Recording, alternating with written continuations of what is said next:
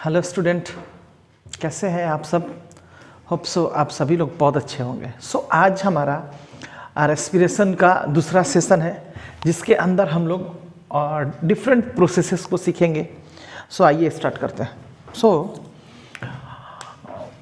बात करें हम ऑक्सीडेशन ऑफ ग्लूकोज की। ऑक्सीडेशन ऑफ ग्लूकोज की, ठीक है क्या। ऑक्सीडेशन ऑफ ग्लूकोज की बात करें तो हम कह सकते हैं देयर इज मेनी पाथवे और मेनी पाथवे में जो पहला पाथवे है उसको हम लोग थोड़ा सा सीखते हैं, ठीक है क्या। इसके बाद हम लोग इसके सेकंड वाले पाथवे को सीखेंगे, इसके बाद इसके थर्ड वाले पाथवे को सीखेंगे और इसके बाद लास्ट वाले पाथवे को सीखेंगे, ठीक है क्या। अगर हम पहले वाले की बात करें तो इसको हम लोग बोलते हैं ग्लाइकोलिसिस, ठीक है क्या, ग्लाइकोलिसिस बोलते हैं। इसके बाद सेकंड वाला जो पार्ट है इसको हम लोग बोलते हैं लिंक रिएक्शन, ठीक है, इसको हम लोग बोलते हैं लिंक रिएक्शन, ठीक है। और तीसरा वाला जो है इसको हम लोग बोलते हैं, जो आप लोग सारे लोग जानते हैं, इसको बोलते हैं क्रेब्स साइकिल, ठीक है, क्रेब साइकिल की बात करेंगे। और fourth one and last one is ETS यानी इलेक्ट्रॉन ट्रांसपोर्ट सिस्टम। क्या चीज? इलेक्ट्रॉन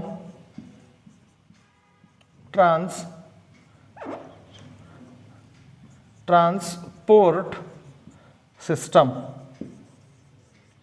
अब देखो, ध्यान देने वाली बात यह है कि ऑक्सीडेशन ऑफ ग्लूकोज को अगर हमें ऑक्सीडाइज करना है, यानी ग्लूकोज हमने जो भी एक सोर्सेस के थ्रू खाया, अब इसको एक्चुअली में अब डाइजेस्ट करना है। और डाइजेस्ट करने के लिए हमारे पास डिफरेंट पाथवेज हैं और इस पाथवेज में हम लोग देख लेते हैं कि जो हमारा पहला है वो है glycolysis, then second one, then third and last and fourth one is ETS यानी इलेक्ट्रॉन ट्रांसपोर्ट सिस्टम है। इसके थ्रू हम क्या कर सकते हैं, ग्लूकोज को तोड़ सकते हैं और उसके थ्रू एनर्जी को निकाल सकते हैं। तो देखोगे यहाँ पे ग्लाइकोलिसिस मैंने डिफरेंट कलर में लिखा है।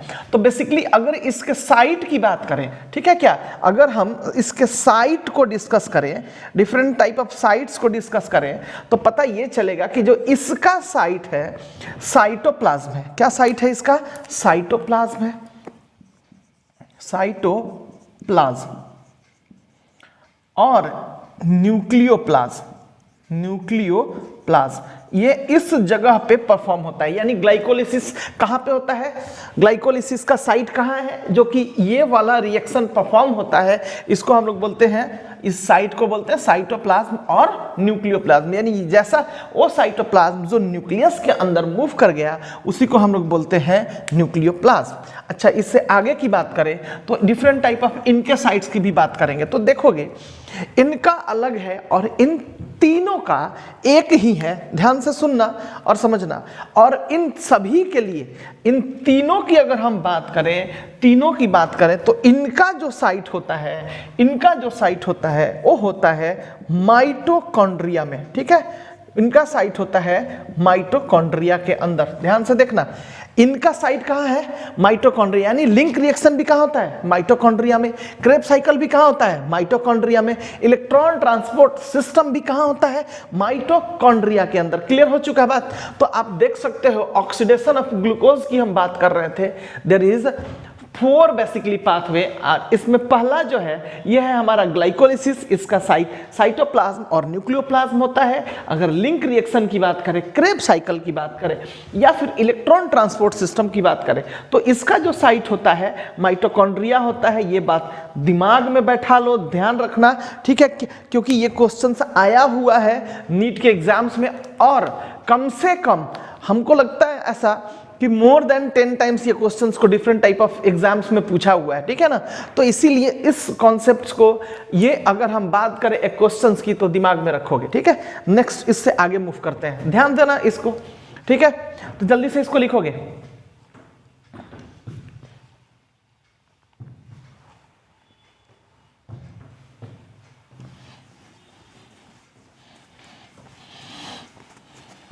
सो अभी हमें पढ़ना है ग्लाइकोलिसिस। क्या चीज को पढ़ेंगे? ग्लाइकोलिसिस को पढ़ेंगे और ग्लाइकोलिसिस को ही अच्छे तरीके से समझेंगे, ठीक है। सो अब ग्लाइकोलिसिस को समझना है तो सबसे पहले इसके डिफरेंट प्रोसेसेस को समझेंगे कि भाई कितना प्रोसेस में कंप्लीट होता है और इसके लिए क्या हमें सबस्ट्रेट चाहिए होगा, ठीक है क्या। तो इस प्रोसेस के अंदर हम लोगों ने सीखना है यही। सो ध्यान दो।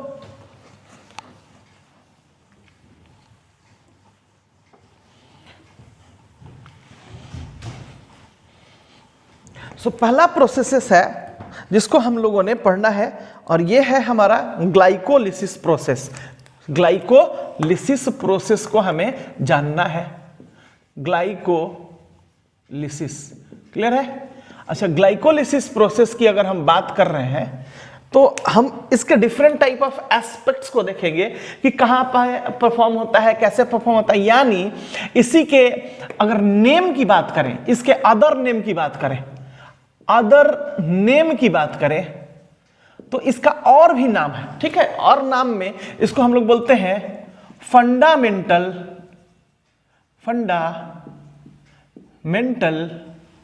रेस्पिरेशन।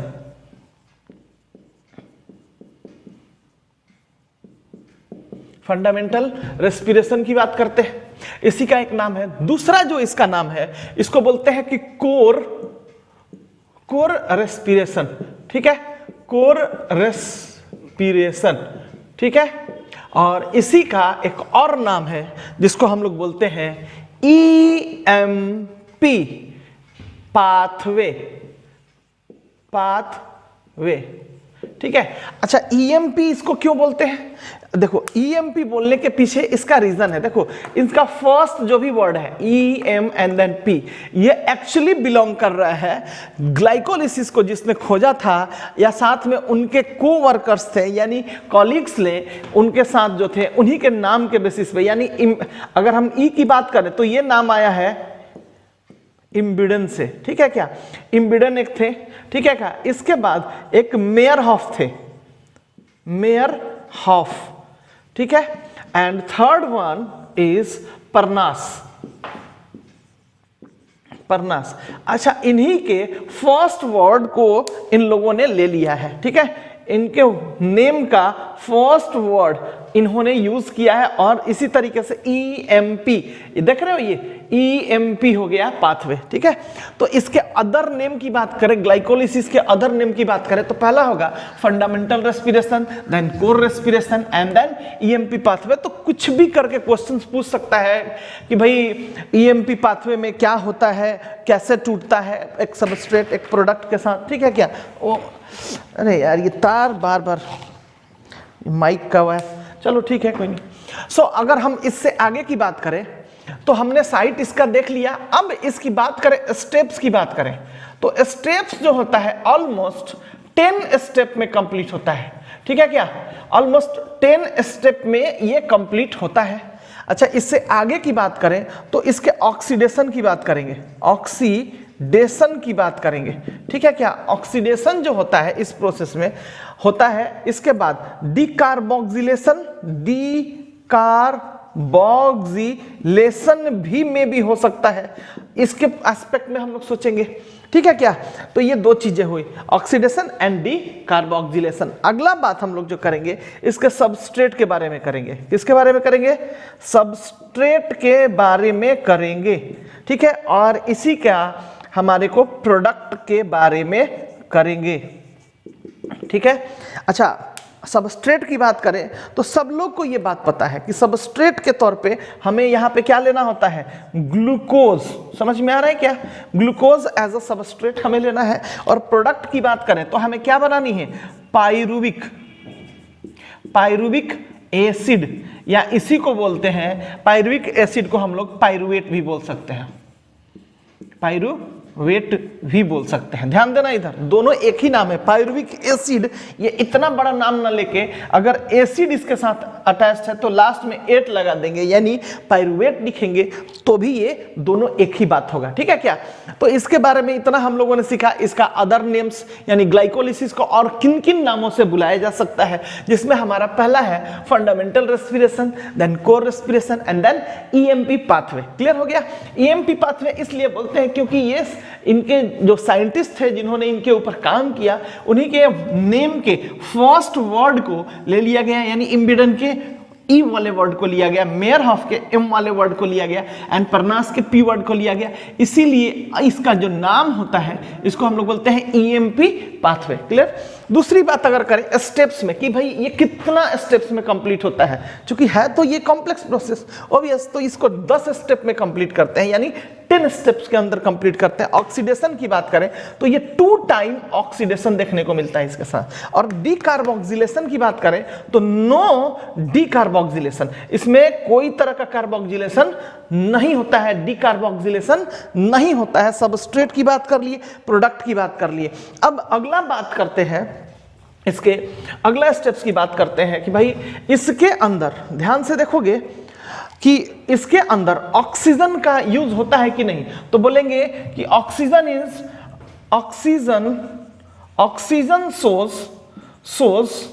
सोज इनहिबिटरी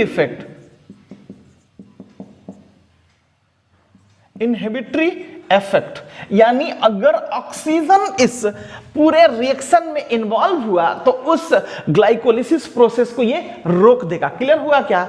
ऑक्सीजन जो है ये कैसा इफेक्ट दिखाएगा? इनहिबिटरी इफेक्ट दिखाएगा और इसके प्रोसेस को रोक देगा। समझ में आ रहा है? अगर एंजाइम की बात करें, ध्यान से देखोगे, एंजाइम की बात करें, ये भी क्वेश्चंस बहुत बार पूछे हुए हैं, तो ध्यान देना। एंजाइम की बात करें तो एंजाइम के तौर पे हमें जो यूज करना है वो होता है फॉस्फोफ्रुक्टोकाइनेज। ठीक है क्या? फॉस्फोफ्रुक्टोकाइनेज। ठीक है? Phosphofructokinase that actually behave likes rate limiting enzyme है। कैसा है? रेट लिमिटिंग एंजाइम की तरह ये बिहेव करता है। ठीक है क्या? यानी अगर जितना इसका अमाउंट होगा उतना ज्यादा ग्लाइकोलिसिस प्रोसेस ये करेगा। ठीक है क्या? तो बेसिकली इसीलिए पीएफके यानी फॉस्फोफ्रुक्टोकाइनेज को हम लोग रेट लिमिटिंग एंजाइम बोलते हैं, या रेट लिमिटिंग फैक्टर की बात करेंगे तो कौन होगा? पीएफके। ठीक है? तो जल्दी से इसको लिखा जाए।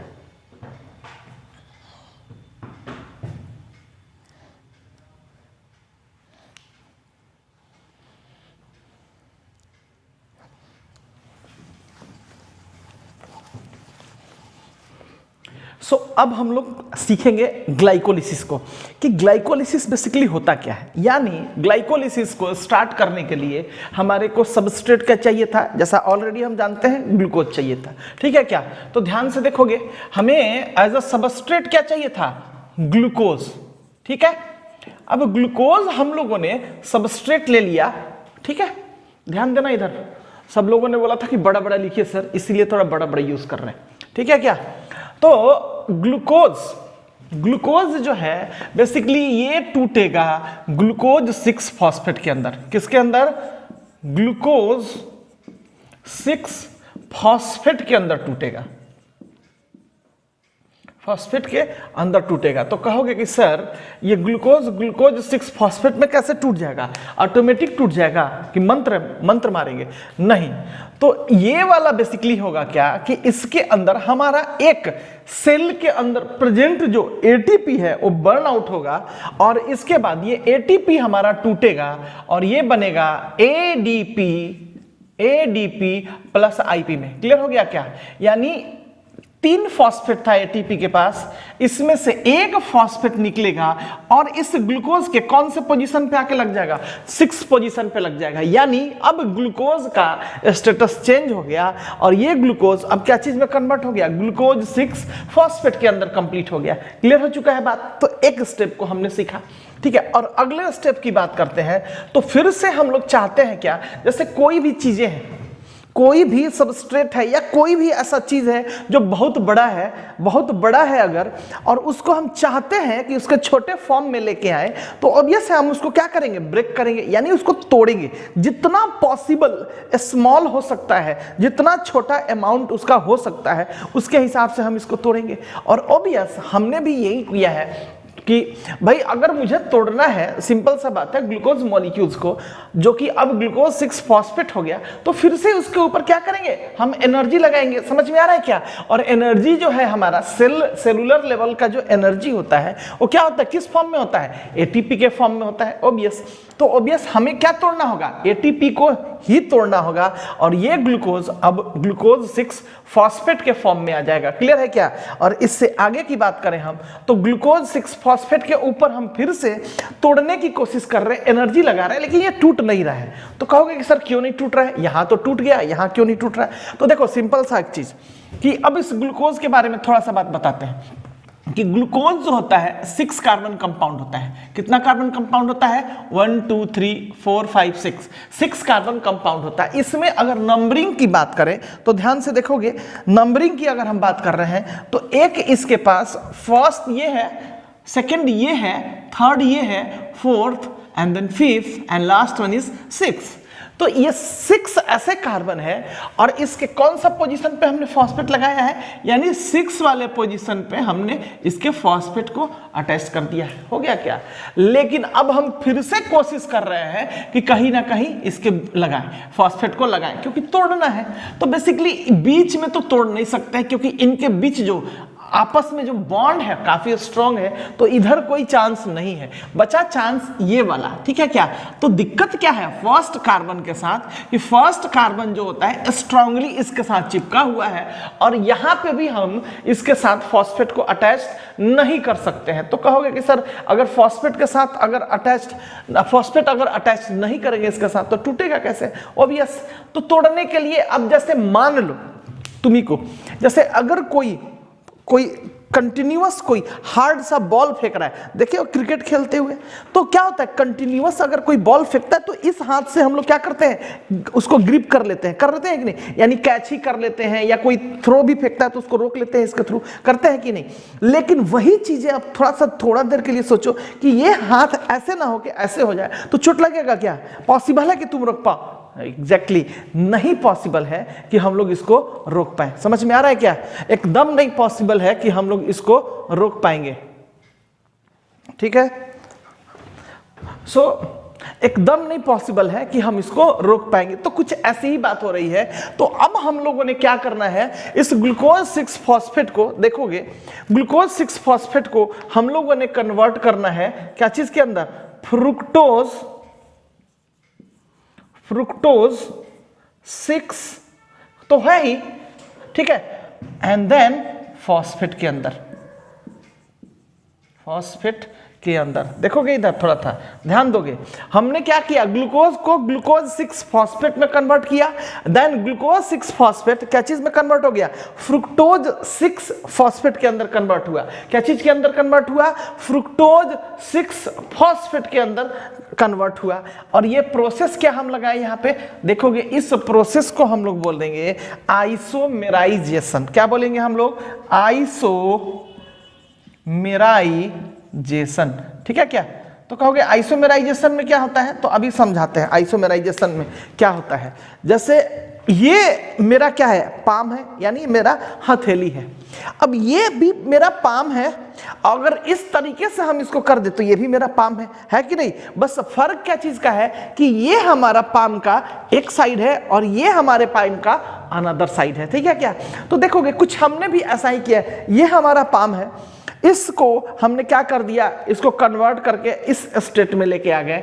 अब ये भी मेरा पाम है ना बेटा, हाँ पाम है, और यही वाला काम हमने यहाँ पे किया, आइसोमेराइजेशन में यही किया जा सकता है, ठीक है। यही करते हैं हम लोग कि एक फॉर्म को दूसरे फॉर्म में खाली कन्वर्ट कर देते हैं, उसके पोजीशन को इधर से उधर करके, ठीक है क्या। तो देखोगे ग्लूकोज 6 फॉस्फेट को हमने क्या में बदल दिया, फ्रुक्टोज 6 फॉस्फेट में, क्या चीज में बदल दिया सॉरी फ्रुक्टोज 6 फॉस्फेट में हमने कन्वर्ट कर दिया। अब तो कहोगे कि सर इससे फायदा क्या होगा, अब फायदा ये होगा बेटा कि भाई अब हम फ्रुक्टोज को अगर फिर से अब इसके ऊपर एनर्जी लगाएंगे, अपने सेल के एनर्जी को खर्च करेंगे तो ये टूट जाएगा। तो कहोगे रीजन क्या है टूटने का, ये भी 6 कार्बन कंपाउंड, ये भी 6 कार्बन कंपाउंड, बोलेंगे ये एग्जैक्टली बेटा जी, ठीक है क्या, ये भी 6 कार्बन कंपाउंड, ये भी 6 कार्बन कंपाउंड, ये भी 6 कार्बन कंपाउंड, ध्यान दोगे इधर ये 6 पोजीशन है, ये फर्स्ट पोजीशन, तो ये भी 6 कार्बन कंपाउंड और ये भी 6 कार्बन कंपाउंड।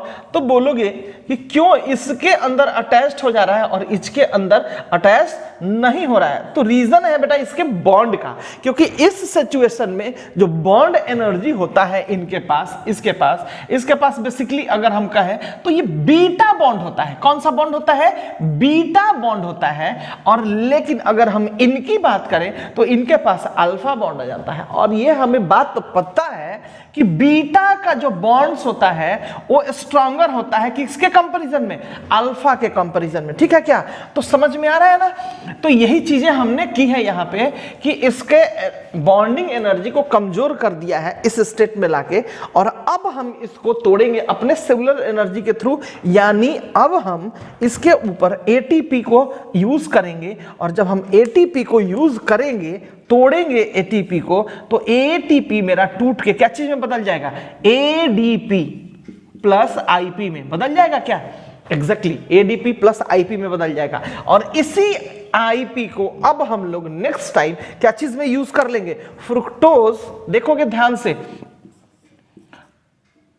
फ्रुक्टोज देखोगे पहला कौन सा पोजीशन पे ऑलरेडी पहले से फॉस्फेट था, 6 पोजीशन पे था, अब एक और फॉस्फेट आ चुका है, तो चूंकि ये पहले पोजीशन पे जाके अटैच्ड होगा, इस पोजीशन पे जाके अटैच्ड होगा, इसीलिए इसको हम लोग पहले देते हैं, यानी 1,6 बाई, या इसी को हम लोग बिस फॉस्फेट बोल सकते हैं, ठीक है क्या।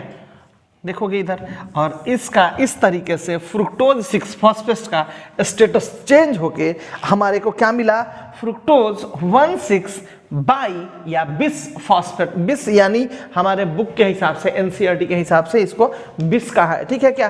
फ्रुक्टोज 1,6 बिस या बाई फॉस्फेट हो गया। क्लियर हो गया क्या, बिल्कुल क्लियर होनी चाहिए यहां तक।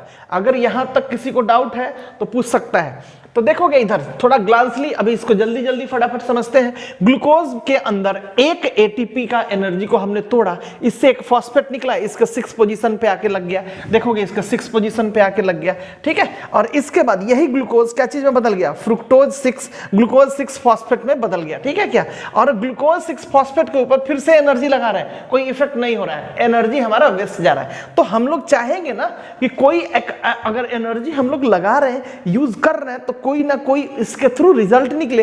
अब रिजल्ट निकलने के लिए क्या करते हैं हम लोग, अब ग्लूकोज 6 फॉस्फेट को हम लोग फ्रुक्टोज 6 फॉस्फेट में कन्वर्ट करते हैं, और इस प्रोसेस को हम लोग बोलते हैं आइसोमेराइजेशन प्रोसेस। कौन सा प्रोसेस बोलते हैं, आइसोमेराइजेशन प्रोसेस। क्लियर हो गया बात, ध्यान से। और इसके बाद हम लोग फ्रुक्टोज 6 फॉस्फेट को हम लोग क्या चीज में बदल रहे हैं, फ्रुक्टोज 1,6 बाई या बिस फॉस्फेट में बदल रहे हैं। देखोगे 6 पोजीशन पे पहले था, अभी फिर से एक हमने क्या किया, इनऑर्गेनिक फॉस्फेट को अटैच किया, किस पोजीशन पे, फर्स्ट पोजीशन पे किया, और यही फ्रुक्टोज 6 फॉस्फेट अब बदल गया हमारा फ्रुक्टोज 1,6 बाई और बिस फॉस्फेट में बदल चुका है। क्लियर हो चुका है बात यहाँ पे, हाँ। तो यहां तक हम लोगों ने समझनी है और काफी अच्छे तरीके से समझनी है, ठीक है। अब ये भी जो है हमारा कौन सा कार्बन कंपाउंड, कितना कार्बन कंपाउंड, 6 कार्बन कंपाउंड, कितना हो गया हमारा 6 कार्बन कंपाउंड, ये भी हमारा 6 कार्बन कंपाउंड, ये भी हमारा 6 कार्बन कंपाउंड, और ये भी हमारा 6 कार्बन कंपाउंड ही होगा। लेकिन डिफरेंस क्या है, इस 6 कार्बन कंपाउंड के साथ 2 अलग अलग पोजीशन पे, देखो एक पोजीशन फर्स्ट पे, एक पोजीशन 6th पे, यहां फॉस्फेट अटैच्ड है। बिल्कुल सही है। चलो आगे, आगे की बात करते हैं। आगे की बात करें तो इसको हटा देते हैं थोड़ा सा, ठीक है। अब आगे की बात करें तो हम लोग ये बोलेंगे, इसके अंदर ध्यान दोगे थोड़ा सा। अब हमारे को यहाँ पे फ्रुक्टोज 1,6 बाइफॉस्फेट मिला है, ठीक है क्या। अब इसी को फ्रुक्टोज 1,6, ठीक है, इसी को हम लोग बाइफॉस्फेट बोल रहे हैं, ठीक है क्या। उसी चीजों को हमने यहाँ पे ऊपर लेके आए हैं, ध्यान रखना, इसको हमने शॉर्ट फॉर्म में लिखा है, इसी चीजों को हमने यहाँ पे लिखा है, ठीक है। हालांकि अगर एक पेज में लिख रहे हो आप लोग तो एक पेज में स्ट्रेट आप लोग लिख सकते हैं, कोई दिक्कत नहीं होगा, ठीक है क्या।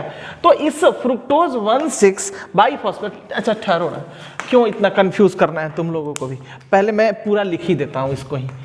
हाँ, फ्रुक्टोज 1,6 बाइफॉस्फेट, हाँ, तो ये वाला जो है हमारा लास्ट प्रोडक्ट इस वाले से यहां तक बना था, ठीक है क्या।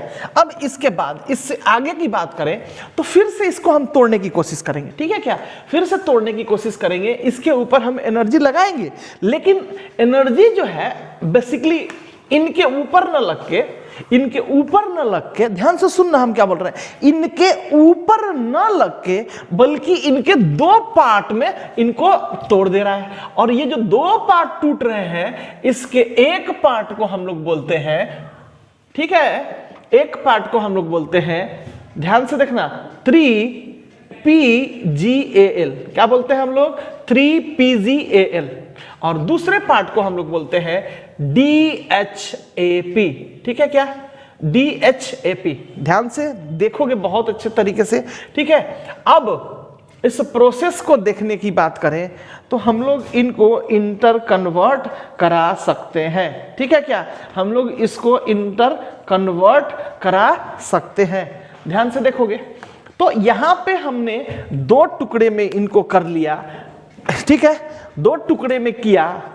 अब देखोगे दो टुकड़े में किया तो एक चीज हुआ, ये दो अलग अलग चीजें, यानी 3PGL जो कि 3 कार्बन कंपाउंड है, और DHAP जो कि ये भी कैसा है, 3 कार्बन कंपाउंड है, दो अलग पार्ट में टूटा।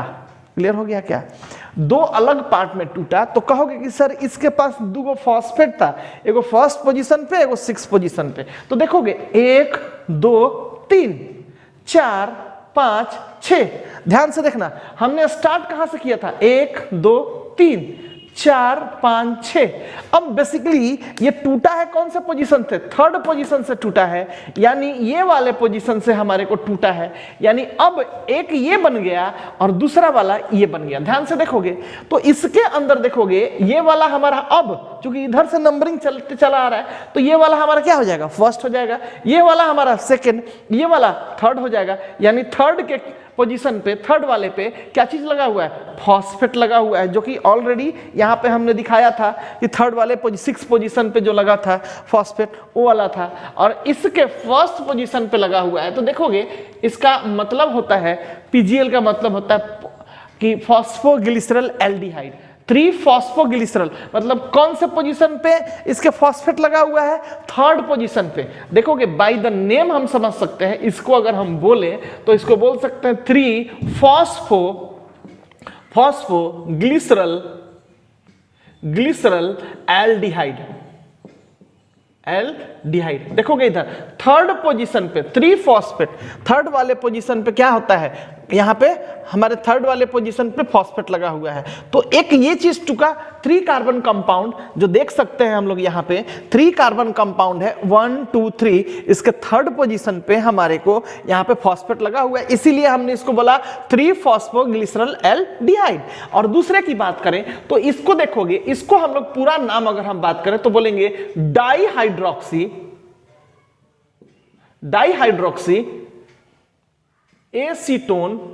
एसीटोन फॉस्फेट, ठीक है क्या, डाइहाइड्रोक्सी एसीटोन फॉस्फेट। इसको लिख लोगे, समझ में आ रहा है क्या? भरसक ट्राई ये करोगे कि जितना अभी सारा कुछ आगे जब तक ये कंप्लीट होगा, इसके बाद लास्ट में जितना चीजें बचा होगा इन सबको हम लिखा देंगे, ठीक है ना। लेकिन अगर फिलहाल यहाँ पे लिखना चाहो तो लिख सकते हो।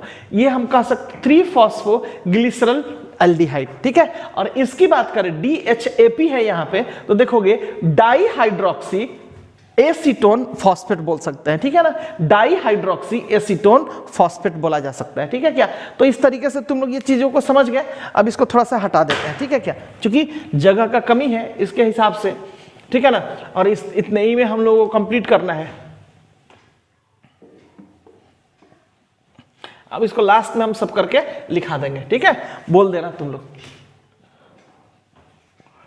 तो अब हम बात अगर करते हैं 3-फॉस्फोग्लिसरल एल्डिहाइड के बारे में, जो कि 3 कार्बन कंपाउंड है हमारा, इसको आगे अगर हम लेके जाते हैं, ठीक है क्या, तो देखोगे एक चीज गौर करने वाली है कि ये इसके अंदर कन्वर्ट हो सकता है और ये इसके अंदर कन्वर्ट हो सकता है, यानी इंटर कन्वर्जिबल है, ठीक है क्या, इंटर कन्वर्जिबल है। समझ में आ रहा है क्या? तो इससे ये बदल सकता है, इससे ये बदल सकता है, यानी इसको अगर हम लेके आगे बढ़ते हैं और इसके बेसिस पे अगर हम लोग करेंगे तो जो भी एक प्रोडक्ट आएगा इतना ही के बराबर उधर भी प्रोडक्ट आएगा। नहीं समझे? आगे समझा देते हैं। अब 3PGL क्या होता है? 3PGL अब ये कन्वर्ट होगा, ध्यान से देखोगे, 3PGL जो कन्वर्ट होगा हमारा,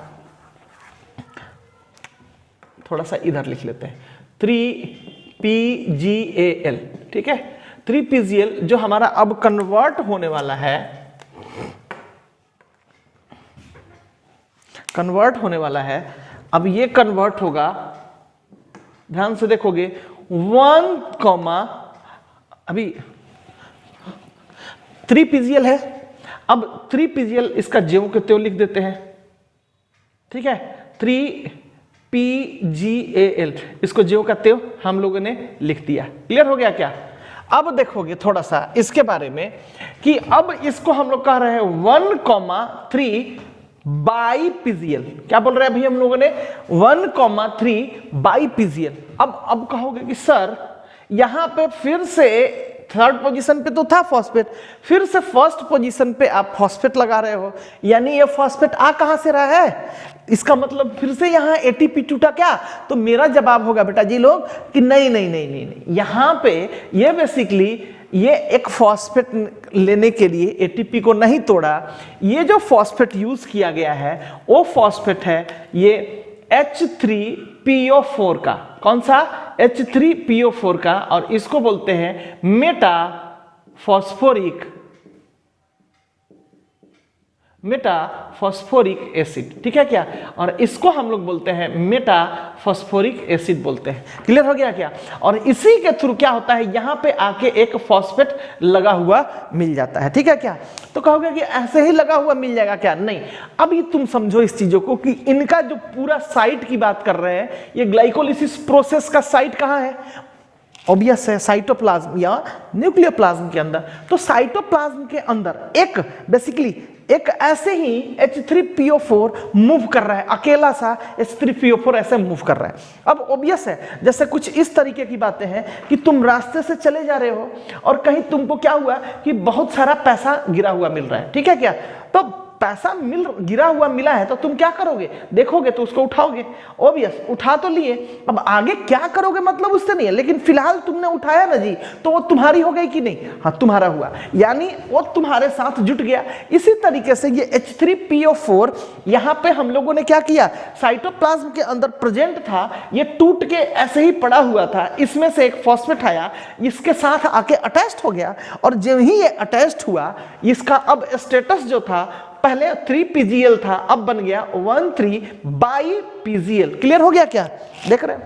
अब इससे फिर से आगे हम जब जा रहे हैं तो ये 1,3 बाईपीजीएल, ध्यान दोगे इधर हमने यहां रेड कलर में बनाया है इस एरो को, तो ध्यान देने वाली बात है 1,3 बाईपीजीएल अब मेरा कन्वर्ट हो रहा है, ध्यान से देखना, 1,3 बाई पीजीए के अंदर। तो कहोगे कि सर ये क्या हो रहा है, ये पीजीएल था, ये पीजीए में कन्वर्ट हुआ। एग्जैक्टली बेटा, यहां पे पीजीएल का मतलब था फॉस्फोग्लिसरल एल्डिहाइड, लेकिन अब पीजीए जो बना इसको बोलेंगे फॉस्फोग्लिसरिक एसिड। यानी यहां पे ध्यान देना बेटा जी, यहां पे एल्डिहाइड, क्या एल्डिहाइड, ये क्या चीज में कन्वर्ट हो रहा है, ये एसिड के अंदर कन्वर्ट हो रहा है। क्या चीज के अंदर कन्वर्ट हो रहा है, एसिड के अंदर कन्वर्ट हो रहा है। और इसके चक्कर में क्या होता है कि ये यहां से क्या करता है, वाटर को लिबरेट करता है, यानी H2O यहां से बाहर निकलेगा। ध्यान देना, ये H2O जब बाहर निकलेगा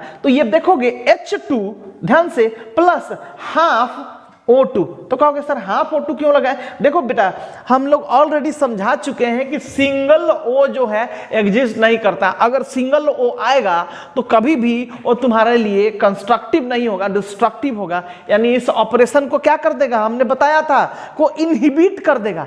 क्योंकि ऑक्सीजन कैसा इफेक्ट दिखाता है, इनहिबिटरी इफेक्ट दिखाता है, इलेक्ट्रॉन को इग्नाइट करता है, आयोनाइजेशन को इग्नाइट करता है। तो इसीलिए अगर ये हाफ O2 लिखोगे तभी जाके ये ऑक्सीजन जो होता है स्टेबल होता है। अदरवाइज अगर सिंगल O रहेगा तो ये काफी रिएक्टिव हो जाएगा, ठीक है ना।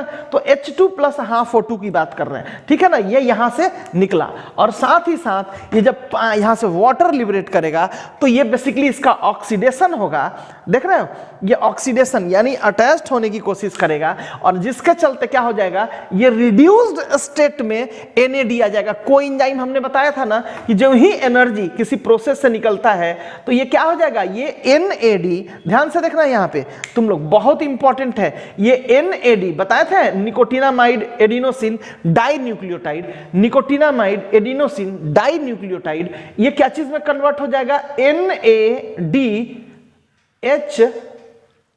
एंड देन H प्लस, इसमें कन्वर्ट होगा। अब डायरेक्टली क्या होता है कि यहां पे अगर मेरे को लिखना है NADH देन H प्लस, अब इसको डायरेक्टली हम अगर चाहें तो NADH2 भी लिखते हैं, लेकिन तुमको ये बात बता दे रहे हैं कि यहां पे NADH2 लिखना इस, क्योंकि ये रिएक्शन प्रोसेस चल रहा है और इस रिएक्शन प्रोसेस में NADH2 को अगर लिखेंगे, H2 को डायरेक्टली एक साथ लिखेंगे तो ये गलत कहलाएगा। मतलब by the law of chemistry ये गलत कहलाएगा। कहोगे कि तब सही क्या है सर?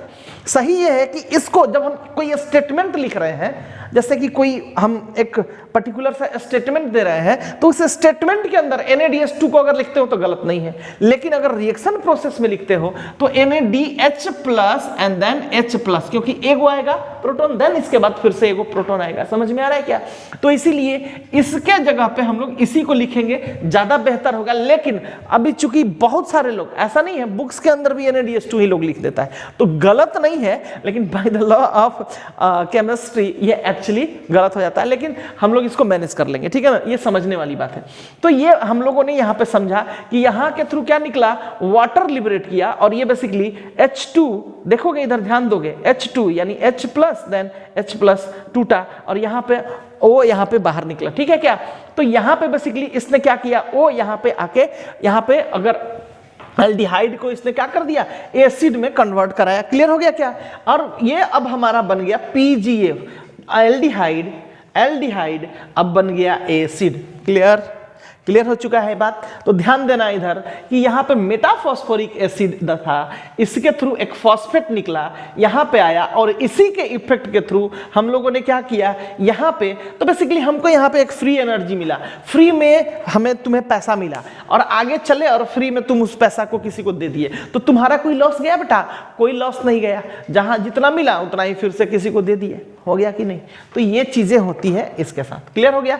चलो अब इससे आगे की बात करते हैं। जब इससे आगे की बात करेंगे तो ध्यान दोगे इधर तुम लोग कि अब ये 1,3 बाई PGA, ध्यान देना, 1,3 बाई PGA, 1,3 बाई PGA, अब ये आगे जाके 3 PGA में कन्वर्ट होगा। क्या चीज में कन्वर्ट होगा? 3 PGA में कन्वर्ट होगा। ध्यान देना, क्या चीज में कन्वर्ट हो रहा है? 3 PGA में कन्वर्ट हो रहा है। क्या चीज में कन्वर्ट हो रहा है? 3 PGA में कन्वर्ट हो रहा है। यानी अब देखोगे तुम लोग, अब यहां गौर करने वाली बात है, पहले मेरे पास 1,3 दो फॉस्फेट था, एक फॉस्फेट निकल गया फर्स्ट पोजीशन से। ऑब्वियस जब ये प्रोसेस चल रहा है, ये रिएक्शन प्रोसेस चल रहा है, तो इस रिएक्शन प्रोसेस से निकलने वाले सारे एनर्जी को कंज्यूम करना ही इस टोटल रिएक्शन का फेट है, उद्देश्य है, ठीक है क्या। तो यहां से जब निकलेगा एक फॉस्फेट, तो उस फॉस्फेट को क्या हो जाएगा, यहां पे देखे हो ADP plus IP, ADP plus IP हमने यूज किया था, तो यहां पे यही ADP, ध्यान देना इधर ADP, और यहां से निकला हुआ एक फॉस्फेट को अटैच कर लिया जाएगा और ये बदल जाएगा क्या चीज के अंदर, ATP के अंदर बदल जाएगा। क्या चीज के अंदर बदल जाएगा, ATP के अंदर बदल जाएगा, ठीक है। और इससे आगे की बात करें तो फिर से ये 3PGA, ध्यान देना ये 3PGA अब हमारा 2PGA में कन्वर्ट होगा। क्या चीज में कन्वर्ट होगा, 2PGA के अंदर कन्वर्ट होगा। कितना, 2PGA के अंदर कन्वर्ट होने वाला है। तो ये हो चुका। अब जब 2PGA में कन्वर्ट हुआ, तो 2PGA में कन्वर्ट होने के बाद अब ये हमारा, ध्यान से देखोगे, phosphoenol pyruvate, PEP, phosphoenol pyruvate में कन्वर्ट हुआ, ठीक है क्या। 2PGA कन्वर्ट हुआ क्या चीज में, फॉस्फोइनॉल पाइरुवेट में, ठीक है क्या। तो कहोगे कि सर ये 3PGA से 2PGA में कहां बदल गया। देखो अब यहां से जितना भी लोगों की बात कर रहे हैं, हमने ऑलरेडी बोला कि ये 3 कार्बन कंपाउंड है। कितना कार्बन कंपाउंड है, 3 कार्बन कंपाउंड है। ये भी हमारा 3 कार्बन कंपाउंड है, और यहां से कंटिन्यूअसली सारे लोग ही 3 कार्बन कंपाउंड है, ठीक है क्या। 3 कार्बन कंपाउंड, ये भी 3 कार्बन कंपाउंड, ये भी 3 कार्बन कंपाउंड, ये भी 3 कार्बन कंपाउंड, ये भी 3 कार्बन कंपाउंड है। अब इससे आगे की बात कर रहे हैं, तो ये फॉस्फोइनॉल पाइरुवेट जो है अभी मेरा कन्वर्ट हो जाएगा और ये बनेगा, ध्यान देना, फॉस्फोइनॉल पाइरुवेट अब बदल जाएगा यहां पे पाइरुविक एसिड में। पाइरुविक एसिड के अंदर ये कन्वर्ट हो जाएगा, ठीक है। और इसी पाइरुविक एसिड का दूसरा नाम जो मैंने बताया था ऑलरेडी, हमने कहा था क्या, कि इसी को पाइरुवेट भी बोल सकते हैं, ठीक है। पाइरुवेट भी कहा जा सकता है, ध्यान देना इधर, ये पाइरुविक एसिड को ही हम लोग पाइरुवेट भी बोलेंगे। और जब ये इनॉल पाइरुवेट से ये पाइरुविक एसिड में कन्वर्ट होगा, तो यहाँ पे बेसिकली क्या हो जाएगा, फिर से एक यहाँ पे फॉस्फेट क्या करेगा, लिबरेट करेगा, और इसके चलते क्या हो जाएगा, ये ADP प्लस IP अटैच्ड हो जाएगा, और इसके थ्रू क्या चीज का फॉर्मेशन करेगा, ATP का फॉर्मेशन करेगा। क्या चीज का फॉर्मेशन करेगा, ATP का फॉर्मेशन करेगा, ध्यान देना इधर। तो अब बेसिकली फॉस्फोइनॉल पाइरुवेट से हमारे को पाइरुविक एसिड बन गया, और यही टोटल हमारा 10 स्टेप जो था ग्लाइकोलिसिस का कंप्लीट होता है, ठीक है। लेकिन अब इंपॉर्टेंट बात ये है बेटा, ध्यान देने वाली बात ये है कि हम लोगों ने यहाँ पे ध्यान दो, यहाँ पे ये जो NaDH2 हमने लिखा है, NaDH2, यहाँ पे मेरे को एक गेन हो रहा है, और यहाँ पे मेरे को ATP एक गेन हो रहा है, साथ ही साथ यहाँ पे मेरे को ATP एक गेन हो रहा है, यानी हम लोगों को इसका बेनिफिट हो रहा है। लेकिन हम अगर बात करें यहाँ पे, तो ध्यान दोगे यहाँ मेरा एक ATP टूट रहा है, ATP टूट के ADP प्लस IP में बना था, और फिर से एक ATP मेरा टूटा था और ADP प्लस IP में बना था, यानी हमने यहाँ पे अपना एनर्जी क्या किया है, लॉस किया है। लेकिन यहां पे हमने क्या किया है, हम लोग एनर्जी को गेन किया है। समझ में आ रहा है क्या, ये ATP और ये NaDH2 हम लोगों को बेनिफिट हुआ है। समझ में आ रहा है क्या। तो अगर हम बात करें तो ये वाला और ये वाला जो हमारा ATP है, यानी यहां से यहां तक के प्रोसेस को हम लोग बोलते हैं इन्वेस्टमेंट स्टेप्स। क्या बोलते हैं, इन्वेस्टमेंट स्टेप। ये हमारा इन्वेस्ट कर रहे हैं, इन्वेस्टमेंट स्टेप है। हम लोग यहाँ इन्वेस्ट कर रहे हैं, एनर्जी का इन्वेस्टमेंट कर रहे हैं, ठीक है क्या। ये हमारा इन्वेस्टमेंट स्टेप इन्वेस्टमेंट स्टेप्स है ना। लेकिन यहां से ध्यान दोगे, यहां से और यहां तक के प्रोसेस को हम लोगों ने क्या किया, गेनिंग स्टेप्स बोला। क्या बोला, गेनिंग स्टेप्स बोला, ठीक है। इस स्टेप्स में हमने क्या किया है, एनर्जी को गेन किया है, इसीलिए ये गेनिंग स्टेप होता है। क्लियर हो गया क्या? ग्लाइकोलिसिस की बात कर लेते हैं। एक ओवरऑल वेरी फास्ट वे से हम लोग इसको मूव करते हैं। ग्लूकोज था, ग्लूकोज एक एटीपी टूटा, एडीपी प्लस आईपी में इसी ग्लूकोज के 6 पोजीशन पे एक फॉस्फेट लगा। अब ये ग्लूकोज 6 फॉस्फेट में बदल गया। कार्बन कंपाउंड कितना था इसके साथ? 6, इसके पास भी कार्बन कंपाउंड 6 ही होगा। और फिर से चूंकि ये ग्लूकोज 6 फॉस्फेट को फिर से तोड़ने की कोशिश कर रहे थे, लेकिन चूंकि इनके पास बॉन्ड एनर्जी बहुत स्ट्रांग था तो टूटा नहीं, इसीलिए इसको क्या किए? आइसोमेराइज किए, एक स्टेट से दूसरे स्टेट में उसको लेके गए। तो ये अब ग्लूकोज 6 फॉस्फेट फ्रुक्टोज 6 फॉस्फेट में बदल गया आइसोमेराइजेशन प्रोसेस के थ्रू, और यही फ्रुक्टोज 6 फॉस्फेट फ्रुक्टोज 1,6 बाइफॉस्फेट में कन्वर्ट हुआ। इससे एक एटीपी मेरा एनर्जी टूटा और ये वाला फर्स्ट पोजीशन पे आके फॉस्फेट लगा। और यही सेम चीजें हमने उठा के यहां पे रख दी। फ्रुक्टोज 1,6 बाइफॉस्फेट के ऊपर फिर से जब हमने प्रोसेस किया, एनर्जी लगाए, तो बेसिकली एनर्जी तो एक्सेप्ट नहीं हुआ, लेकिन ये दो पार्ट में टूट गया, 3 carbon compound and 3 carbon compound, और इसको बोलते हैं पीजीएल एंड इसको बोलते हैं डीएचएपी। अब चूंकि थर्ड पोजीशन से ये टूटा था, फॉस्फेट लगा था, इसीलिए 3 पीजीएल बोलते हैं। और इसी के पास जब ये प्रोसेस में था तो इस तरीके से हमने देखा कि साइटोप्लाज्म के अंदर H3PO4 यानी मेटाफॉस्फोरिक एसिड ऐसे मूव कर रहा था, यही आके अटैच्ड हो गया इनके साथ, और ये अब इनके स्टेट को बदल दिया 1,3 बाई पीजीएल। समझ में आ रहा है क्या?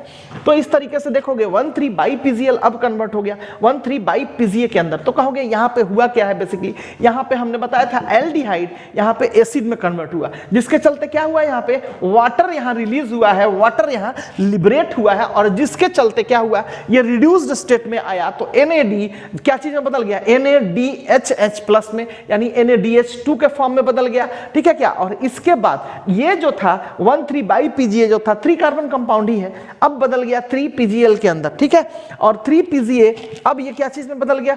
3 पीजीए के बाद ये 2 पीजीए में बदल गया, और 3 पीजीए से 2 पीजीए को बोलते हैं हम लोग म्यूटेशन प्रोसेस। क्या बोलते हैं हम लोग इस प्रोसेस को? इस प्रोसेस को हम बोलते हैं म्यूटेशन प्रोसेस। यहाँ म्यूटेशन हुआ है, यानी यहाँ पे थर्ड पोजीशन पे था, जैसे यहाँ 1 2 3 देखोगे, first second and third position पे यहाँ फॉस्फेट था, इस फॉस्फेट को बोला गया कि तुम फॉस्फेट यहाँ पे आ जाओ, यानी अब इसी का स्टेट हमने क्या कर दिया? इस पोजीशन पे इस फॉस्फेट को लगा दिया। बस इतना सा किया है, इनका कार्बन कंपाउंड के अंदर किसी तरीके का छेड़छाड़ नहीं किया गया है। तो इस तरीके से यहाँ पे 3 पीजीए यहाँ पे 2 पीजीए में कन्वर्ट हुआ, ये म्यूटेशन प्रोसेस हुआ। ठीक है, और 2 पीजीए को हमने क्या किया? फॉस्फोइनॉल पाइरुवेट में कन्वर्ट कराया। ठीक है क्या? और ये फॉस्फोइनॉल पाइरुवेट में जब कन्वर्ट कराया तो बेसिकली इनको हमने ट्रांसफर किया। ठीक है, एक सॉल्ट के फॉर्म में, और इस तरीके से फिर क्या हुआ कि ये इनॉल पाइरुवेट क्या चीज में कन्वर्ट हो गया? पायरुविक एसिड में, और इसके चलते एक फॉस्फेट रिलीज हुआ, और जिसके चलते क्या हो गया? ये एक एटीपी रिलीज किया, और ये हम लोग को गेन हो गया। तो गेन होने वाली बात NADH2 है, ATP है एंड ATP है। ठीक है, तो ये तो हुई एक साइड की बात, ध्यान से देखोगे 3 पीजीएल वाली साइड की बात हुई। अब हम फिर से इस DHAP के लिए एक प्रोसेस करेंगे, तो प्रोसेस करने से अच्छा, यानी यही सारी चीजें लिखेंगे, इससे अच्छा है क्या कि जो भी चीजें होंगी, यानी यहां पे NADH2 इसके लिए एक बन रहा है, तो अगर इस स्टेप की बात करेंगे तो फिर इसके लिए भी NADH2 एक बनेगा। यानी अगर इससे बात करें तो इस प्रोसेस में, ग्लाइकोलिसिस प्रोसेस में ओवरऑल यहां पे मेरे को 2 गो NADH2 बनेगा। सीख वैसे ही यहां पे इस स्टेप में ATP एक इस 3 पीजीएल को तोड़ने में जो बना है, और साथ ही साथ DHAP को तोड़ने में भी जो लगेगा ATP, यानी फिर से यहां पे मेरे को 2 ATP का यहां पे बेनिफिट्स होगा। और फिर से ऐसे ही प्रोसेस आएगा, इनॉल पाइरुवेट से पायरुविक एसिड बनेगा, तो फिर इनके लिए भी इनॉल पाइरुवेट से पायरुविक एसिड बनेगा, तो एक ATP का फायदा होगा। यानी यहां पे NADH2 2 बनेगा, ATP 2 बनेगा, और इसके लिए भी ATP 2 बनेगा। Overall 2 ATP plus 2 ATP 4 ATP बनेगा। इसके बाद हम लोगों ने यहाँ पे 2 ATP खर्च कर लिया, यानी नेट गेन ऑफ मेरे ATP कितना हो गया? 2 ATP हो गया। और NADH2 की बात करें तो यहाँ पे 2 NADH2 बनता है। तो पहले इसको लिखोगे, ठीक है क्या? आराम से साफ साफ इसको लिखोगे। अरे भाई ये तो तार फंस जाता है बार बार। तो इस तरीके से ये हमारा कंप्लीट हुआ। ठीक है, ग्लाइकोलिसिस प्रोसेस ये सारा कंप्लीट हुआ, लेकिन चूंकि बहुत ज़्यादा ये हैजी है तो थोड़ा सा इसको क्या करेंगे, गेनिंग प्रोसेस वाला चीज समझ गए हो तो ये समझने वाली बातें हैं, तो इसको अभी हम हटा दे रहे हैं, ठीक है। और एक लाइन में भर कोशिश करोगे कि नोटबुक के अंदर एक लाइन में इसको लिखने की कोशिश करोगे, ठीक है क्या, भर जैसे भी हो सके। एक पेज जोड़ना हुआ तो नीचे पेज जोड़ लो ताकि इसको पढ़ने में, रिविजन करने में आसानी होता है, ठीक है क्या। हाँ, तो ये लिख लोगे, ठीक है, इससे नीटली तुमको दिखेगा, ठीक है। ये बेसिकली मेरे को ये पायरुविक एसिड क्या होता था, इसको भी नीचे ही जाना चाहिए था, लेकिन चूंकि जगह नहीं था इसीलिए मैंने इसको इस साइड लिखा है, ठीक है, ध्यान रखना, जल्दी से लिखोगे।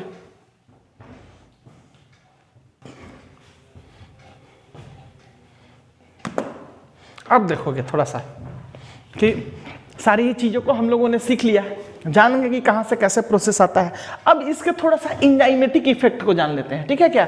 इसके एंजाइमेटिक इफेक्ट को जानते हैं, यानी कौन कौन सा एंजाइम इसके साथ यूज हुआ है, थोड़ा सा उसको जल्दी जल्दी से हम लोग सीख लेते हैं। तो देखो, हमने बोला था ये बात कि सबस्ट्रेट से, कोई भी सबस्ट्रेट से जब प्रोडक्ट बनता है केमिकली, उसके बीच में क्या होता है, एक इंटरमीडिएशन करता है। बिना एंजाइम के मीडिएशन के कोई प्रोडक्ट नहीं बनता है। तो जैसे ये समझो कि ये सबस्ट्रेट है, तो इसका ये क्या हुआ, प्रोडक्ट है। फिर अगला के लिए, इस प्रोडक्ट के लिए सबस्ट्रेट हुआ, तो ऐसे चलता है, ठीक है। थोड़ा सा ध्यान दोगे इधर।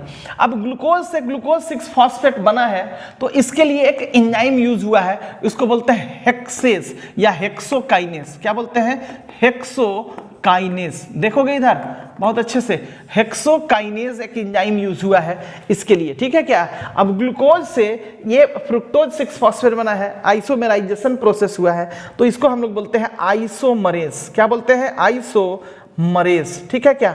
या इसी को दूसरा नाम बोलते हैं ग्लूकोज फॉस्फेट आइसोमरेज। तो आइसोमरेज भी चलेगा, क्यों भी, जो भी एंजाइम होगा उसके लास्ट में ASE लगेगा। अब फ्रुक्टोज 6 फॉस्फेट से फ्रुक्टोज 1,6 फॉस्फेट बना है, इसमें लगा है फॉस्फोफ्रुक्टोकाइनेज, PFK। हमने ऑलरेडी बताया है शुरू में ही इसको कि फॉस्फोफ्रुक्टोकाइनेज, फॉस्फोफ्रुक्टोकाइनेज, ठीक है, ये यूज किया गया है यहाँ पे, इस एंजाइम की बात करते हैं। अब देखोगे यहाँ पे फिर से हम लोगों ने फ्रुक्टोज 1,6 बाइफॉस्फेट को दो अलग अलग पार्ट में, यानी 3PGL एंड DHAP में कन्वर्ट किया है। तो इस प्रोसेस को हम लोग बोलते हैं कि क्लीवेजिंग प्रोसेस। क्या बना है, क्लीवेजिंग प्रोसेस हुआ है, ठीक है। ये क्लीवेज प्रोसेस हुआ, क्लीवेज का फॉर्मेशन हुआ है, और इसके लिए एक एंजाइम जो यूज किया गया उसको बोलते हैं एल्डोलेज।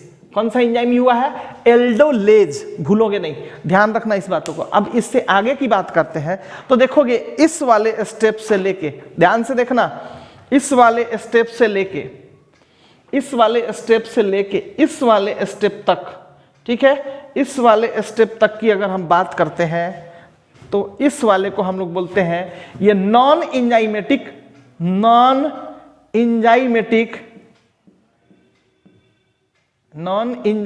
स्टेप्स होता है। क्या होता है, नॉन एंजाइमेटिक स्टेप्स होता है। ध्यान देना इधर, इसको बोलते हैं नॉन एंजाइमेटिक स्टेप्स। कोई भी एंजाइम इसके अंदर मीडिएशन नहीं हुआ, सिंपली मिला और इसके थ्रू ये एनर्जी निकला, ठीक है क्या।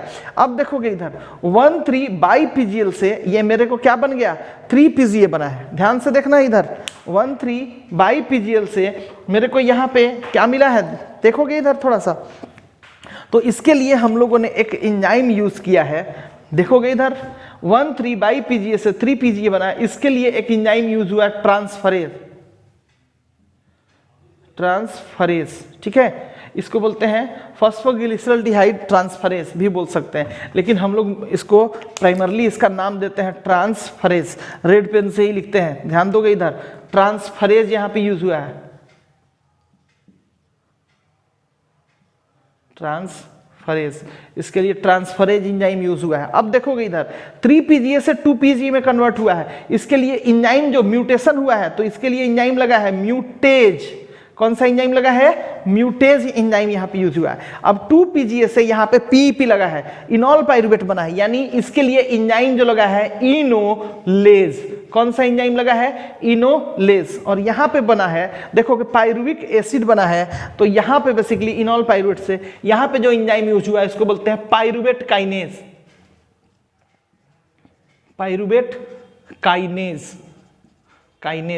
पाइरुवेट काइनेज एंजाइम हमने यहाँ पे यूज किया है। क्लियर हो गया क्या? तो सारे एंजाइम्स को तुम लोग सीख गए, ध्यान से लिखोगे एकदम नीटली एक ही जगह पे करके डिफरेंट एंजाइम्स के बारे में, ठीक है? तो जल्दी से लिखोगे इसको।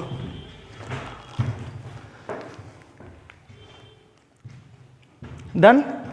और इसी के साथ आज का ये ग्लाइकोलिसिस का प्रोसेस जो होता है हमारा खत्म होता है। इसके बेसिस पे क्या है कि डिफरेंट टाइप ऑफ क्वेश्चंस तुम लोगों को हम डाल देंगे। इसके बेसिस पे डिफरेंट टाइप ऑफ क्वेश्चंस किसी दिन डिस्कस भी कर लिया जाएगा, ठीक है ना? तो क्वेश्चंस बनवाएंगे, उसको डिस्कस कर लिया जाएगा और सब हो जाएगा, ठीक है?